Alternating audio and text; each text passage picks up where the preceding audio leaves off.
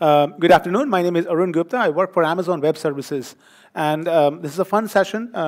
I've been, who's a Star Wars fan here? Why, the people who are not raising a hand, why you're not a Star Wars fan, I don't get it. So anyway, my family is a Star Wars fan. So together we built a chatbot. I want to ask questions. Was Kylo Ren a Jedi? Things like that.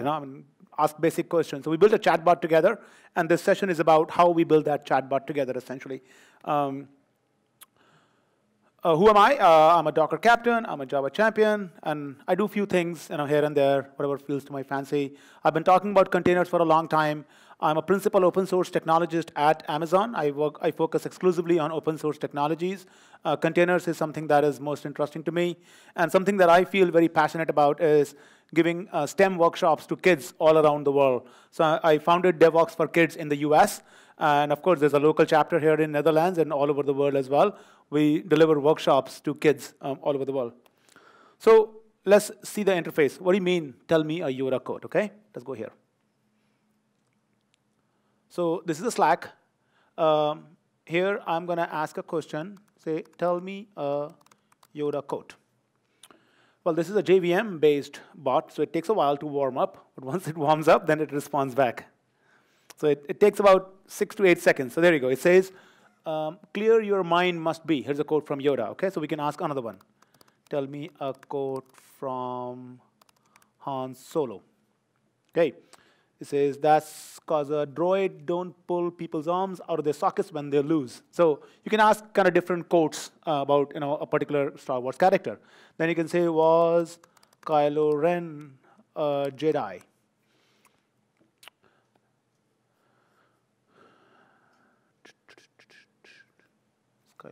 Yeah, Kylo Ren is on the dark side, and so it's a Sith. Well, there are lots of questions you can ask. Basically, you can keep going on it.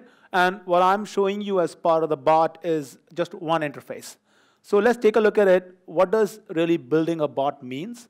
What kind of interfaces can be created? How can you build it? And this was all built using Java. So I'll show you the components that I used essentially to build this bot. Okay?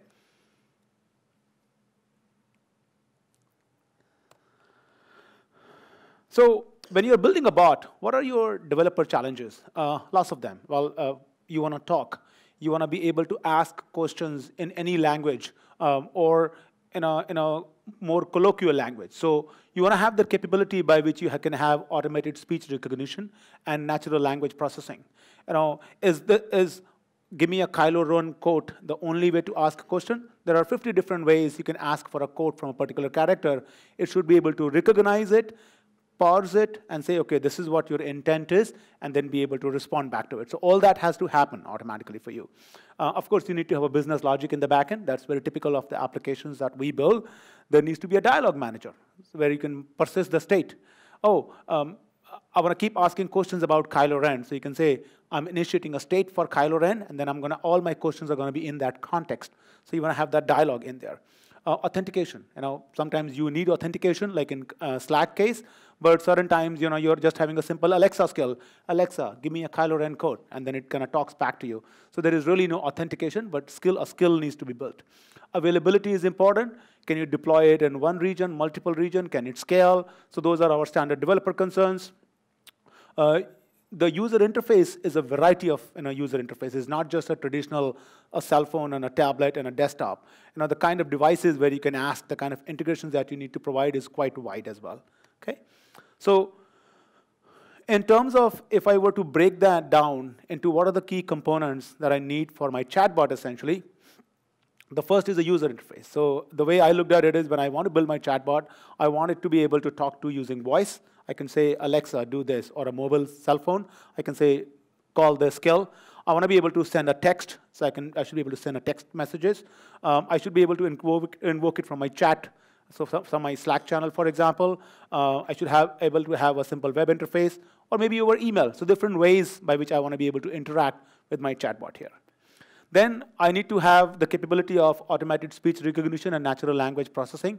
There are lots of libraries available for that. There is API AI, Wit AI, Watson, like by Google, Facebook, and IBM.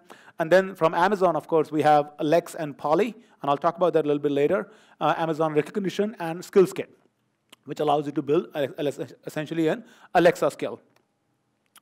Then we need some sort of a business logic, which in terms of a chatbot is called as a fulfillment. So I need some sort of application running somewhere which understands, after doing all the language processing, figuring out what is your actual intent, then does the business logic, which is essentially tapping into a data store.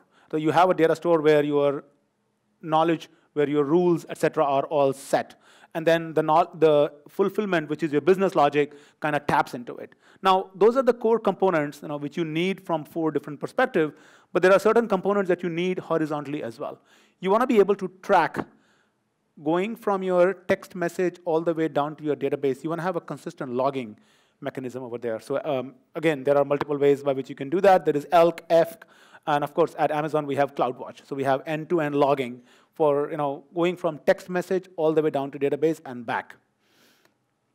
You need some monitoring capabilities as well. That where is my load happening? If the application is deployed across multiple regions, multiple zones, how do I monitor which part of the application is doing well, which not? How do I scale it?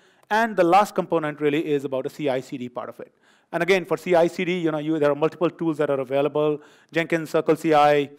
There is a code pipeline by AWS, but what I ended up using was a very simple and effective tool that worked for me, and I'll talk about that a little bit later. So these are sort of your core components when you're building a chatbot, essentially. Okay?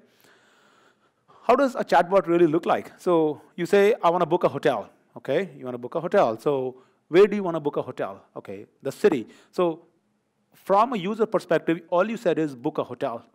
Now, the chatbot needs to understand you want to book a hotel, but you haven't given me a city, you haven't given me a check-in date and a checkout date. So those essentially become your slots in terms of a chatbot language or parameters.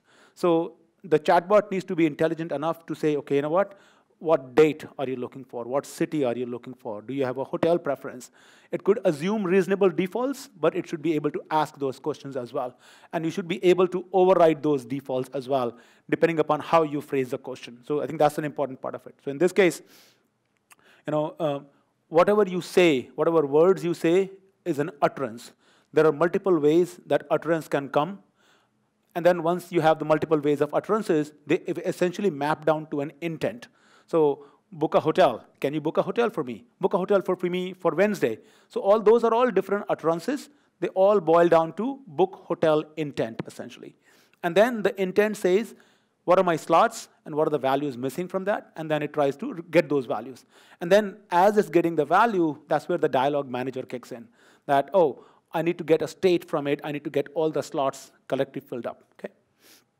And then once your intent is ready, once the slot values are all figured out, then you say, go ahead, execute this business logic, do the thing, and respond back to the user.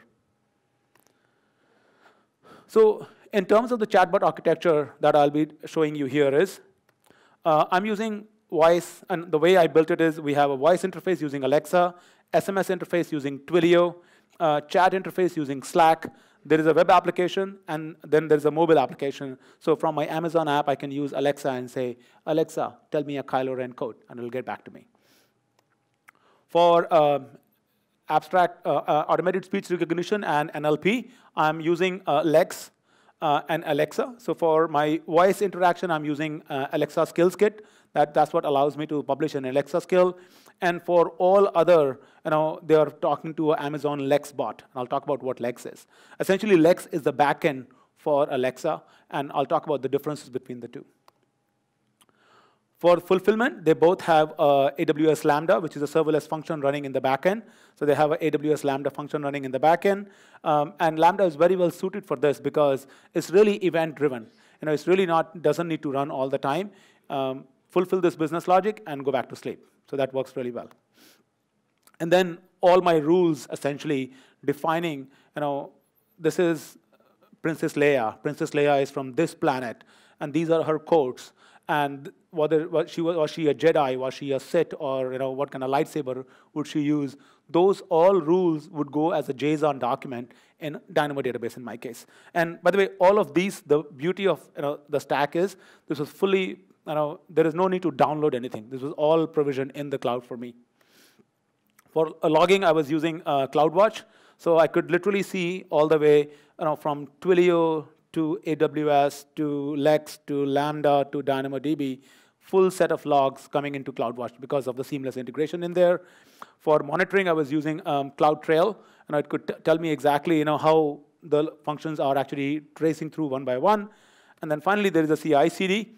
So even though it talks about code pipeline here, which is a full CI/CD solution from AWS, but I'm using simple Maven tool here, and I'll talk about that Maven plugin as well on how it worked for me. So this is essentially sort of my architecture. The one I showed earlier was the components, but this is the exact detail on how the architecture is really being built.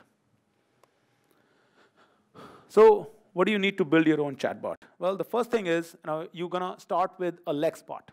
Because what you do is you do something called as a voice user interface. If you're building a Lex, if you're building using text or Alexa, you need to define what your voice user interface is going to look like.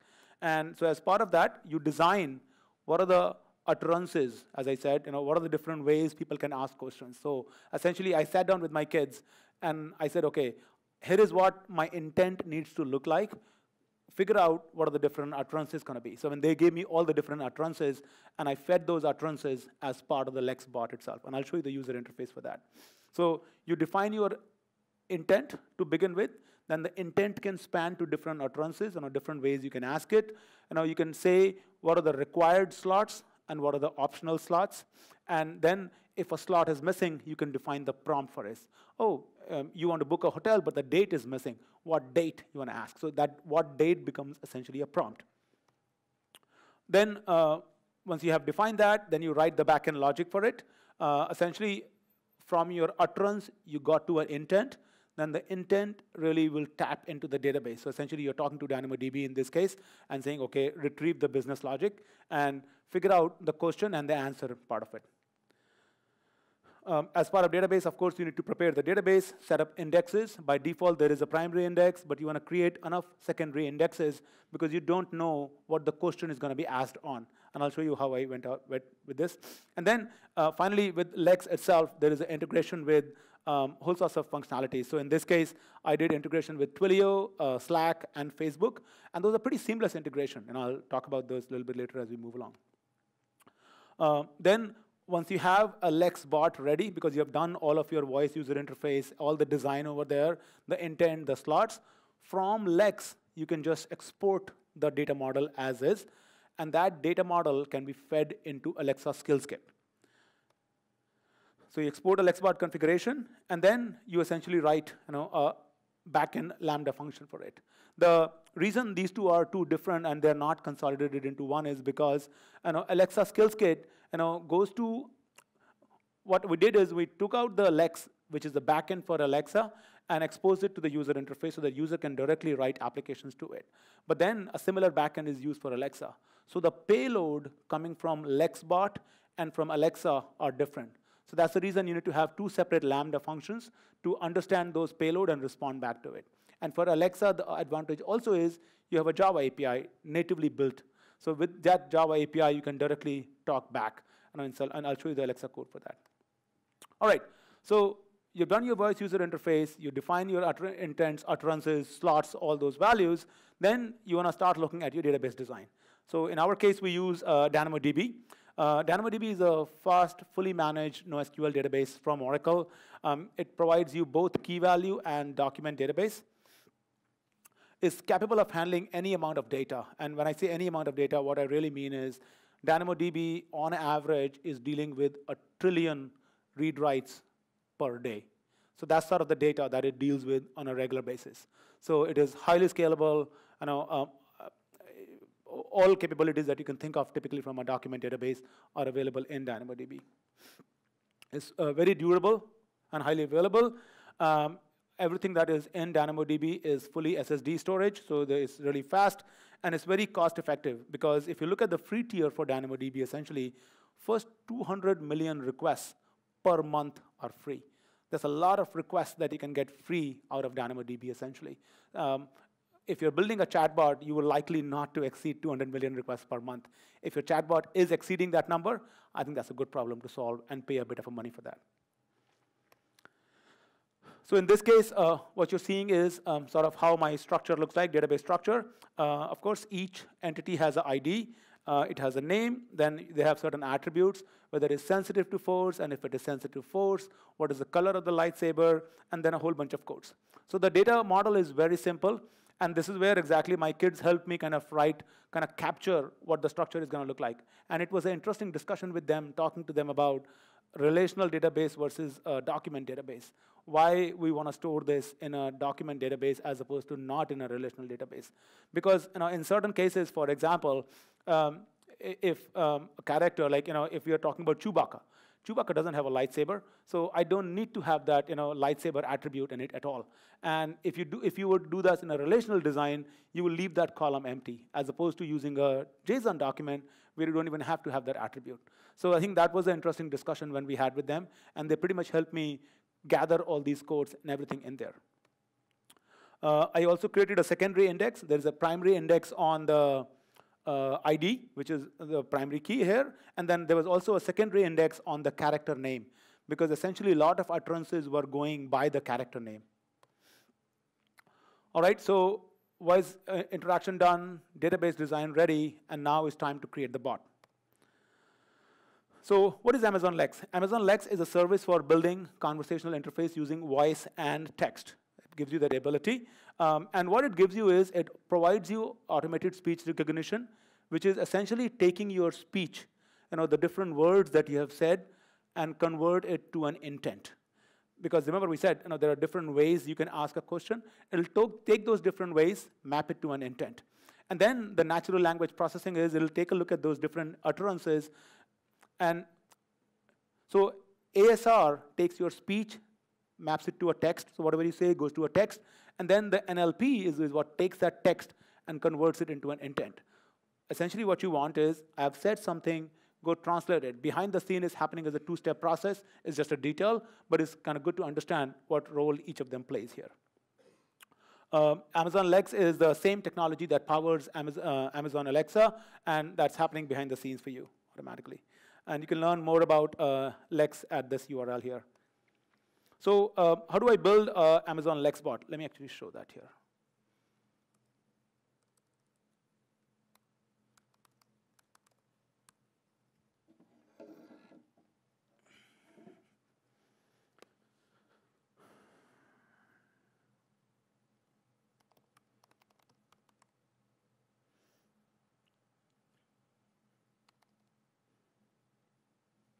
So I'm just firing up my Lex service here. It is only available in US East region, so I'm going to go to that region here. And here it shows me the Star Wars bot, and I have some other test bots as well. But if I look at the Star Wars bot here as such,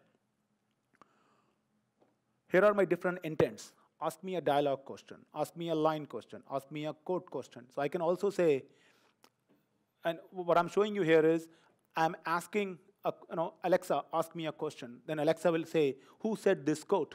And then I can say, oh, Darth Vader said this quote. And then Alexa would say, OK, yes or no. So you can create different kind of utterances here. So the utterances for an intent are explained here. But these are really all the different intents. So now if I were to say Star Wars quotes intent, it says, tell me a character quote. Tell me a quote by character. Give me a quote from this character. So you can start defining your different intents right in the console itself. This is what your slots look like. And in the slot, you say, it says, you can have inbuilt predefined slots. So it's, for example, an airline, an airport, an animal, and a whole bunch of predefined slots are available. Or it could be a custom slot in this case. So in my case, of course, I want it to be a custom slot. So I put it to be as a Star Wars type. So, and then here is my prompt, essentially, if the Star Wars prompt is missing, because I do want the slot to be specified by the user. So if in the utterance I'm not able to identify the slot, I will prompt back, oh, I'm not sure I figured out the spot. So give me which character you're looking for. Once you have done that, then down here in my fulfillment, I'm saying, OK, this is a AWS Lambda function, which is going to essentially be called once all the business logic, once all the utterances and the characters and the slots have been identified. OK. Now, if I look at another intent here, same thing. So it says, tell me a planet, what planet is Kylo Ren from, or what planet is Han Solo from, or what planet is Darth Vader from. So you can ask those kind of questions, but again, different utterances are defined. So essentially, these are your different intents. For each intent, you will see the slot here, and here are the slot types. So if I look at the Star Wars character, for that I can say, here is my actual value of the slot, and I could also define multiple synonyms. So in this case, what we did is we added about 8 or 9 characters, and for each of them, there is a synonym as well. So for example, I may not want to say Darth Vader every time. I just may want to say Vader. Tell me which planet is Vader from. So I can just put that as a synonym, and Amazon Lex will automatically recognize, oh, you meant Vader or Darth Vader. I'll do the job for you. And that's sort of where the natural language processing kicks in automatically for you. Now, this is sort of my Star Wars Lex bot, and what I can do is I can go here, and I can say, go to my Lambda functions here, and I have a whole bunch of Lambda functions running here, but this is the Star Wars Lex bot essentially that I'm looking at it. And this has always been updated using a Maven command. We'll get to it a little bit later, but at least you understood sort of the Amazon Lex part of the interface.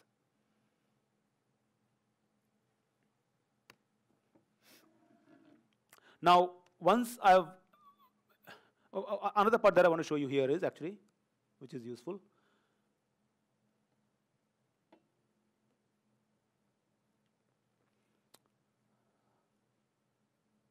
There is a test chatbot here as well. So right within the AWS console itself, you can say, I want to test my chatbot now.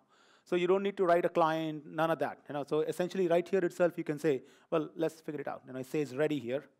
So I'm going to say, let's pick this one here, okay? Star Wars Foresight intent. So I'm going to take this intent here, drop it here, and I'm going to say, was Yoda a Sith? Yoda is on the light side, and so was a Jedi. So right here itself, essentially what you have done is, the only time when you're using something on your laptop is essentially writing code, but everything else could be done in the console and in the cloud itself. And then the code is, of course, checked into the GitHub repo, and you can push it to as a backend LexBot code itself. Now, your basic bot is functioning, so you have tested the code in the console, and it looks good. The next step that you're looking for is essentially Twilio integration, because that's what gives you the SMS capability. Twilio is the software that allows you to build, well, their mission essentially is to build a software that communicates with everyone in the world. They provide different ways, but the SMS messages is typically the most powerful one and the most prominent one. So in this case, the way we did the integration is we built a Twilio SMS endpoint. So anybody can go and create a Twilio SMS endpoint. You go to twilio.com. It gives you Twilio credentials. Those credentials need to be specified in a Lex channel. Once you specify the Lex channels, then in the Twilio, you create a SMS endpoint. So that way, at least the Twilio and the Lex are talking to each other. But then you create a Twilio SMS endpoint, which gives you a real phone number where you can text to. And you need to set up a callback URL in messaging of Twilio. So essentially, whatever your callback URL is given by Twilio, well, let's show the interface here again, once again. So if I go here, I have different channels here. So I'm looking at, say, Twilio SMS here. So I'm going to specify the name here, give it a description. I'm going to give it an IAM role in which the Twilio and the Lambda function needs to execute. I give it the key, and this is sort of the information that is coming from Twilio for me. Once I do this, I get this callback URL. So now, Lex knows about Twilio. I need to let Twilio know about Lex as well. So what I'm going to do is I'm going to go to Twilio here. Twilio.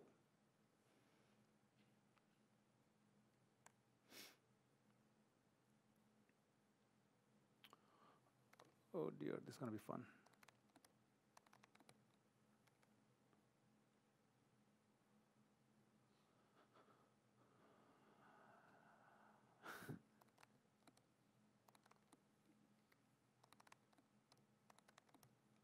They don't have a special requirement, but they do require some 14, 15 characters of password.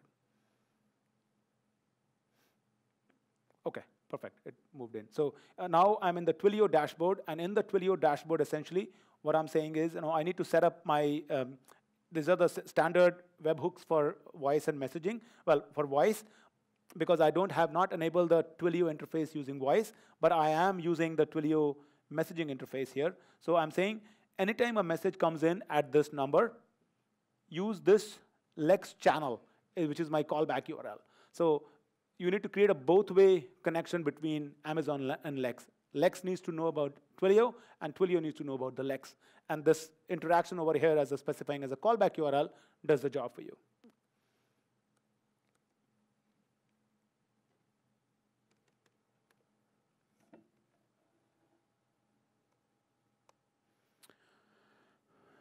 And all the details about Twilio and Lex integration are specified on the URL that are shown over here. It's pretty simple. You just literally follow the documentation, and it just works very cleanly. So what I'm showing you here is a snapshot of how it looks like on my cell phone. So essentially, from my phone, I could say, here's a quote from Yoda. It responds back. OK, what color is Darth Vader lightsaber? So you can ask those kind of questions, and this is just a snapshot from my phone, essentially showing how the output would look like. Same thing with Amazon Lex and Slack integration as well. Once again, you create a Slack application. You're looking at the way Slack expects this to happen. You create a Slack application. You add a bot to the application. In Slack, there is a mechanism by which you can say, enable a bot. You enable a bot, and you can specify always online. That means the bot will always be listening, essentially. But your backend code is sitting in the AWS Lambda function anyway. You also enable interactive messages. And then you specify the Slack credentials in the Lex bot. So you're telling Lex about the Slack URL. And then you specify the URLs, whatever the URLs are given by Amazon Lex, into the Slack application. Again, both-way handshake needs to happen here, and the instructions are given over here. So once again, if I go to my AWS console here,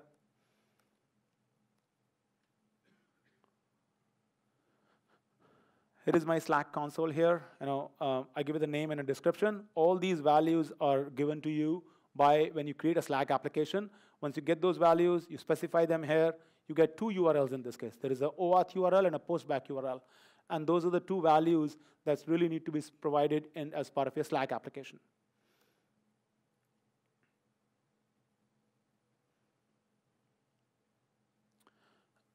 And this is an integration we actually just saw. So essentially, if we look back at our Slack, all I have is it's a room here, which is labeled as S.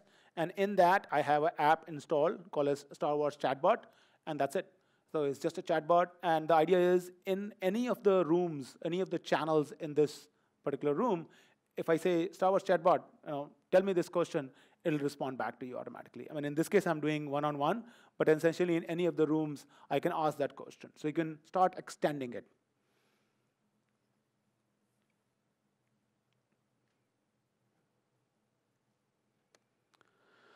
And similarly, there's a Lex and Facebook integration as well. So again, very similar. You create a Facebook application. You specify the application credentials in the Lex bot itself, once you create the Facebook application. Now, one of the things that you need to understand is, for example, in Twilio, if you created a free account, then only you will be able, whatever account is registered as the primary account, only that account will be able to send SMS and get a response back. So you need to upgrade it to a paid account to be able to work and not have any advertisement. Otherwise, it'll put some disclaimer over there, and the application would not really scale well. At least that's what I've seen. Similarly, in Facebook. So yes, I have a Facebook application, but the Facebook application, unless and until I publish the application, there's a rigorous process by which you go through publishing a Facebook application. But all I did is I just built a simple application, and I didn't publish it, so only I can talk to it because I am the owner. Or if you give me your Facebook ID, then I will have to add the ID essentially and say, OK, here is the ID, and now you can talk to the Facebook application as well.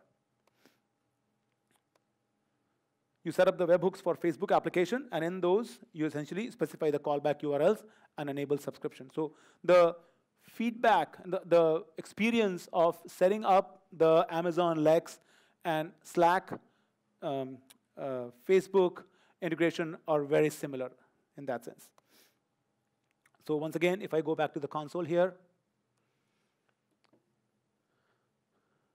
here is my Facebook channel here. You can define the alias, verify token, page access token, app secret key. Those are given by when you create the Facebook application.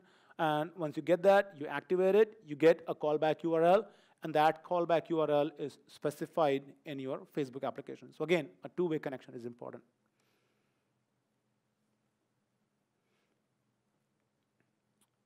And again, a very similar interface here. So you can say, exact same set of phrases you can ask, and the bot will respond exactly the same way.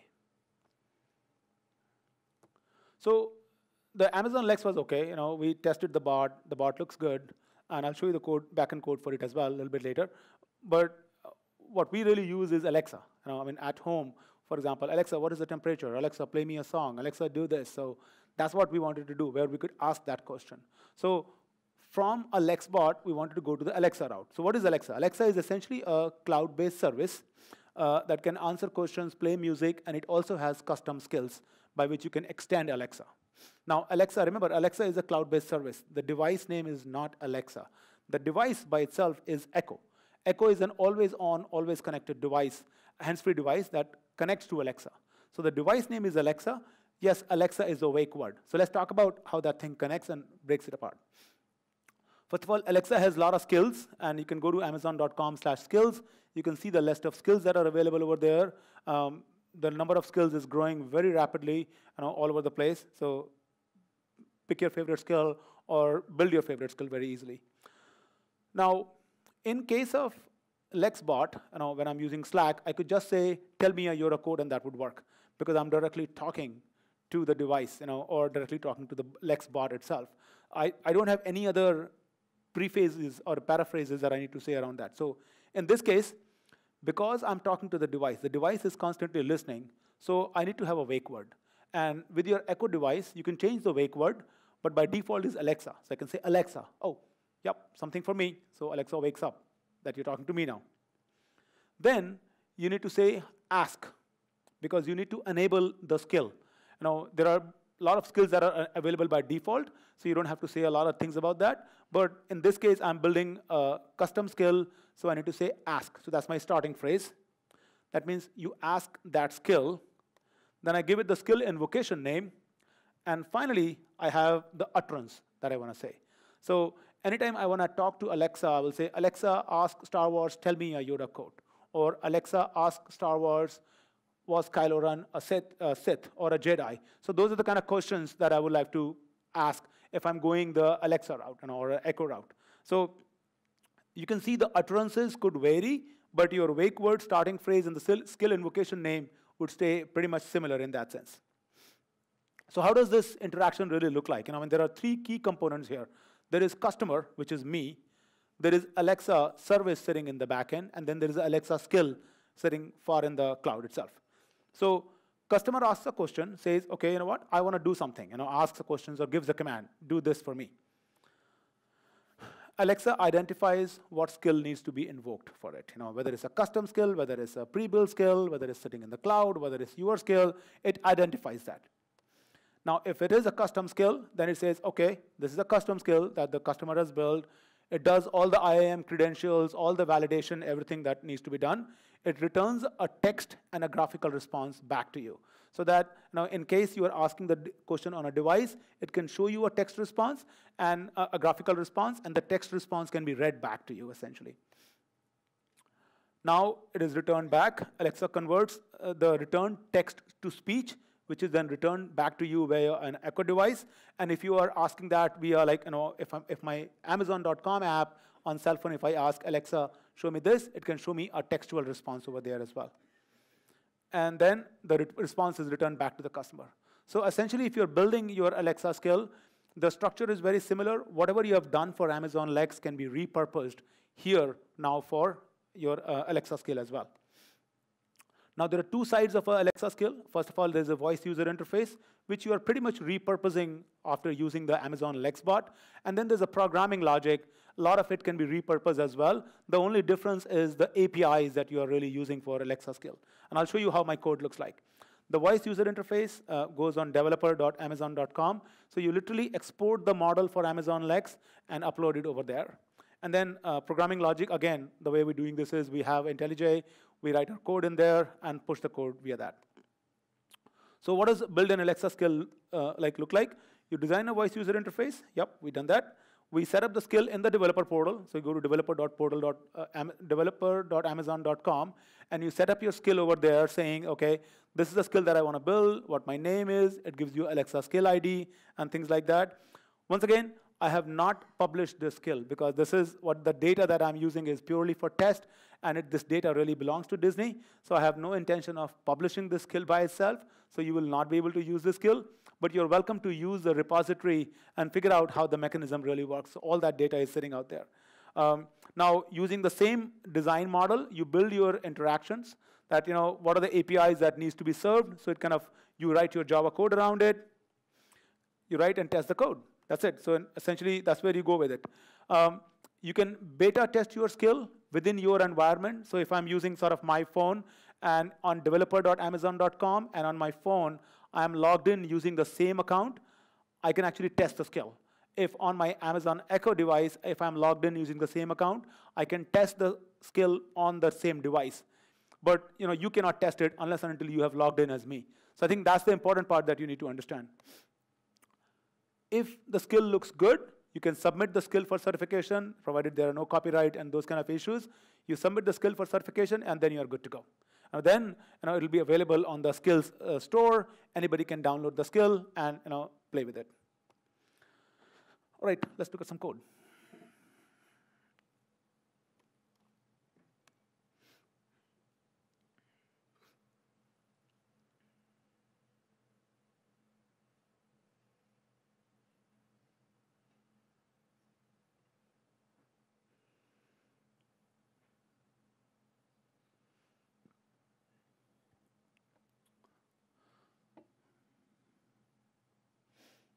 Well, let's look at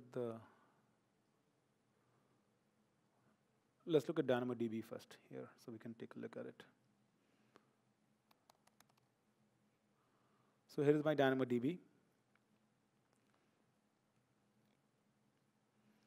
I look at the tables here. Here is my Star Wars table. Here are my different items in it. And you can see all my items are sitting over here. And I can pick any item, for example. Let's pick this one here. This one is about Princess Leia, so I can look at the different codes right over here. This is showing me in a tree format. I can look at it in a text format. So all those things are available to you. So it's just showing me my simple DynamoDB database here. Okay. Now, if I go to my code here,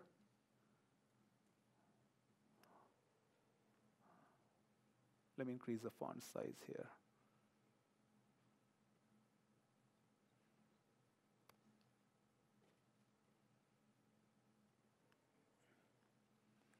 Let me make it slightly more bigger so that it's slightly more readable.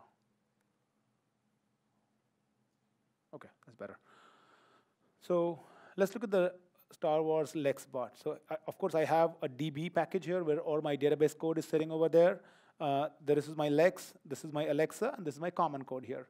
Now, if I look at my DB here, well, here's the Star Wars character. Essentially, that's sort of my Java encapsulation of the DynamoDB database table here. All I put is DynamoDB table annotation. All the import statements are from Amazon package itself. That's sort of the DynamoDB Java SDK.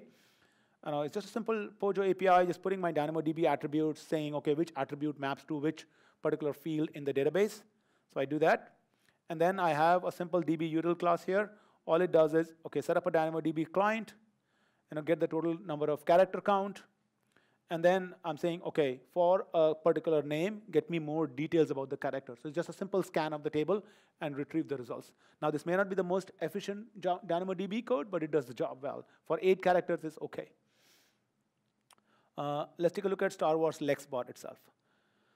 I have a router as part of my LexBot. Well, LexBot essentially is a Lambda function. So I'm saying here implements request handler. That's the way essentially you write a Lambda function. So if you see request handler is coming from Amazon WS services Lambda runtime. So this is sort of my Lambda function here. I'm defining what my Lex request and response looks like. And if you look at Lex request and response, these are essentially org sample AWS Lex request package. So let me talk about that a little bit. As I said, when you're writing a LexBot, it expects the JSON payload, inbound and outbound payload in a certain format. and it expects that in a JSON format. I don't want to write JSON, and I'm like a Java guy, so I just want to write a POJO and let somebody else do the Java to POJO translation for me, or Java to JSON translation. So I saw the API was missing, so I essentially created a new project, and there I said, you know what, I'm just going to use this API instead. So if you look at sort of the source code here, I have a request package, and in the request, I'm saying, what does the Lex request look like? So I'm just saying, OK, this is exactly the payload needs to look like. And I created a simple Java encapsulation for that. This is the exact value that is expected in the payload. So I defined some constants. So that it's very easy for me to write a Lambda function using the Java API, as opposed to relying upon the exact JSON payload and be a little finicky about it. So this is my Lex request, and correspondingly, there is a Lex response. This is my main router, essentially, for the function. I'm saying, OK, well, let's look at Star Wars intent first. In there, this is my actual intents. So all of your utterances map to an intent, and you have your intent here. Now, in my Lambda function, I built a router that if your intent is this, then call this method. If your intent is this, then call this method, and so on. I just keep going with that. So for example, if you're saying, give me a quote by Darth Vader. So it says, get quotes intent, and it passes the intent. From the intent, essentially, what I can do is I can get request.currentIntent, they get slots, and give me the character slot. Because we know the intent will not come down here until the slot value has been populated, because it's going to be still stuck at the Amazon Lex level, as opposed to coming down to the Lambda level. So it does that over here. But if you look at the get quotes response, it says, all right, Star Wars get quotes response. And that's where I get into my sort of my common code here. This is my Star Wars response code here, which is in the common package, Star Wars response. And here I'm saying get quotes response. And from there, I'm getting my database. From the database, I'm getting the actual character, and I'm returning a random code back to you. So essentially, my entire bot is built on a similar logic here. So if I go up here again, if your intent is, OK, lightsaber intent, then you say get lightsaber response. Again, you go to lightsaber, Star Wars get lightsaber response, and then it does the same thing. Look at the attribute values, and then make a decision accordingly. Now, the reason I put all of this code into the common packages, because that's the exact code which is sort of digging into the database, getting the response and all those things. I can leverage that same code, whether it's from LexBot or from the Alexa skill. Now, if I look at the Alexa skill here, for Alexa skill, I actually have a fully formed Java API. So it's coming from COM Amazon speech-led package. And that's how I'm going to design my Alexa skill essentially here. So all I need to do is just implement the speech-led interface. It says on session started, on launch, there are some event callback handlers or lifecycle callback handlers. And then once the intent is identified, it says calls the onIntent method. And in the onIntent, again, I have a similar router here. Now, the interface, the outbound payload, as I said, for Lex and Amazon Alexa are different. So that's why you have to return the appropriate response types as well. So in this case, for example, if I look at get quotes response, I'm returning a get speech-led response with reprompt. That means keep going on, don't close the session. By default, otherwise it could close the session. Ask one question and I'm done. That means next time you want to ask a question, you have to say again, Alexa, ask Star Wars. I don't want to do that. I want to say, Alexa, open Star Wars, and then I want to keep asking questions until I say quit. So that's the voice user interface that you have to design on how that whole thing is going to look like, and that's accordingly where you will enable the prompt or reprompt. That should I prompt it or should I not prompt it? Is it a one and done, or does it keep going? So you can see the router is a lot simpler here. I'm just implementing an interface, and then I implementing the method in that interface here, OK? Now, let's take a look at my POM XML here. Now, in POM XML, it's very important that I keep it lightweight, because essentially, this is what's going to create my standalone jar file. And that jar file is the one that goes as the backend Lambda code for me, OK? So I don't want to bundle up a whole lot of jar files here. So you want to be really lean and mean on that, because not only there is a limit on the size of the jar file that can be uploaded to the Lambda runtime, but the bigger your jar file is, the more the warm-up time is going to be for invoking your Lambda function. So I'm using Alexa Skills Kit. I'm just using the DynamoDB portion. I could have done AWS Java SDK, full-blown SDK, but I don't need to. So I'm just picking the DynamoDB part of it, the Java core, just the Lambda part of it, and the Lex Java API, the one that I created.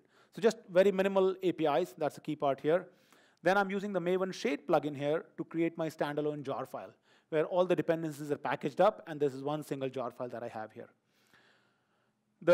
Most of the logic or most of the magic sort of happens in the Lambda Maven plugin here. Now, if you are creating a Lambda function, you would need to upload your jar file to an S3 bucket, and then from there you need to say, okay, now create my Lambda function using this S3 bucket or this jar in the S3 bucket, and then every time you create the Lambda function, your permissions are gone, the IAM permissions are gone, because the Lex bot needs to be given the permission, oh, you have the permission to invoke this Lambda function. Is it a new function? Is it an old function? So those permissions need to be set. All of that is done for me in this simple Maven fragment here. So let's take a look at it. Because it's a Maven plugin, so all my code is baked in using Maven variables here. So I'm saying, OK, pick up the jar file that I create here. Here is the bucket. So the only requirement is I need to create the S3 bucket where it needs to be uploaded, but this will take care of uploading the code into the bucket. I specify the Lambda ARN role, IAM role ARN. I'm saying publish the code. That means make it available right away. All I'm saying is even if the code exists, just push the code through, force it through. Make sure you update the Lambda code.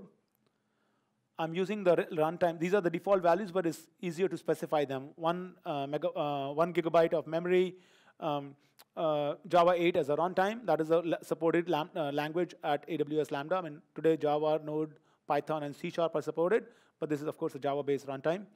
And then here is where I'm specifying some additional properties. So let's look at them a little bit more in detail. Well, as part of this, I have 2 Lambda functions. One is the backend for Alexa, and one is the backend for Amazon Lex. So in this case, for example, I'm saying, all right, this is my first Lambda function, and here is the corresponding class for it. So this is my corresponding handler for it, OK?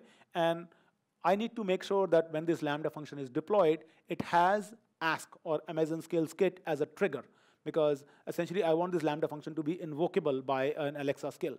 So I'm specifying that here. So that's one part of it. The second part of it is this is my Lex bot backend. So I specify the class for that, which is the bot that I just showed you. And in there, I'm saying the triggers are, first of all, the integration is with Lex, and here is the Lex bot name. And what that does is that automatically sets the right IAM permissions for me. So essentially, my CI/CD pipeline in that sense is every time I make a change, I just say Maven install and done. That's it. The new code is published over there, and there is no downtime essentially. Either you're using the latest version, or well, you always use the latest version essentially that's available to you.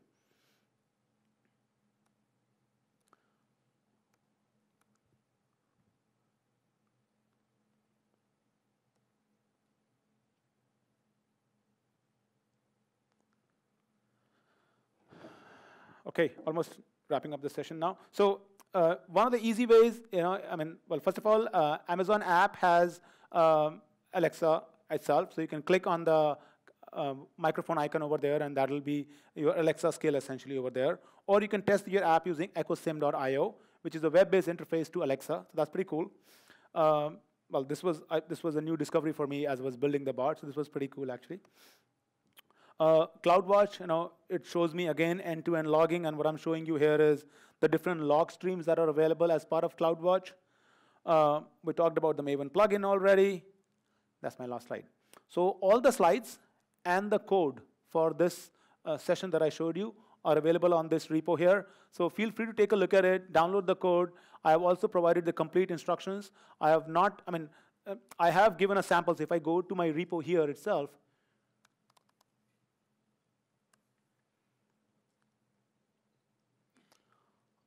I have explained how a sample document will look like, but it is up to you to collect the data and put the data in a DynamoDB database. I don't want to distribute a database because that will be a copyright violation from Disney side of it. So, but anyway, the complete instructions on how you can build it, how you can do the integration, how you can do the code, all of those are given in detail over here. So feel free to take a look at it and see what you get out of it. I think that's pretty much a wrap for us. I'm going to be around at the conference for some more time if you have any questions. Thank you very much.